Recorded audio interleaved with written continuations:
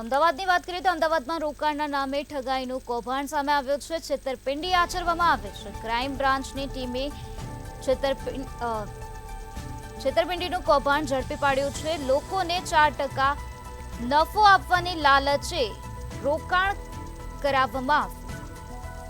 તો 78 લાખનું રોકાણ કરાવી કંપની બંધ કરી દેવામાં આવી હતી. ક્રાઇમ બ્રાન્ચે 2 આરોપીની ધરપકડ કરી છે. નવરંગપુરામાં 1 કરોડની છેતરપિંડીની ફરિયાદ નોંધાવવામાં આવી છે. તો આશરે 19 લોકો સાથે છેતરપિંડી આચરવામાં આવે છે. તો હાલ આ સમગ્ર મામલામાં વધુ તપાસ હાથ ધરવામાં આવી રહી છે. લોકોને 4% નફો આપવાની લાલચે રોકાણ કરાવવામાં આવ્યું હતું અને છેતરપિંડી આચરવામાં આવી હતી. ક્રાઇમ બ્રાન્ચની ટીમે આ પ્રકારે છેતરપિંડીનું કૌભાંડ ઝડપી પાડ્યો છે. 78 લાખનું રોકાણ કરાવીને કંપની બંધ કરી દીધી. તો ક્રાઇમ બ્રાન્ચે 2 આરોપીની ધરપકડ કરી છે અને હાલ આ સમગ્ર મામલામાં વધુ પૂછપરછ હાથ ધરવામાં આવે છે.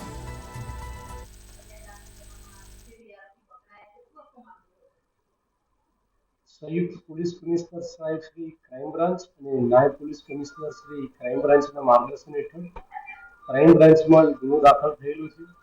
જે ગુનાની હકીકત એવી છે કે તુષાર કથિરિયા નામના ઈસમે Everglow company ING tours and travels advisory આ કંપનીમાં રોકાણ કરેલું હતું અને આ કંપની એવી જાહેરાત કરતી હતી કે રોકાણકારને દર મહિને 4% લેખે કમિશન આપવામાં આવશે અને આમાં નેશનલ હેડ તરીકે જીગર ઘનશ્યામી નિમાવત નામનો ઈસમ જે નિકોલ ખાતે રહે છે અને ફરિયાદીના પરિચયમાં હતો.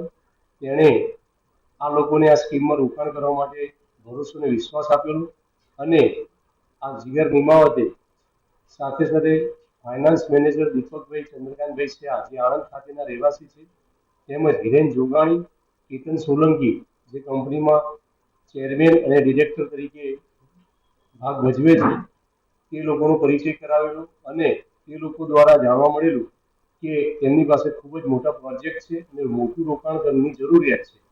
એટલે આ કામના ફરિયાદી અને તેના મિત્રોએ કુલ 78 લાખ રૂપિયાની રકમ આ લોકોના કહેવાથી કંપનીમાં રોકાણ કરેલી હતી અને 1 વર્ષમાં જ પૈસા પાછા આપવાની પણ સ્કીમ હતી.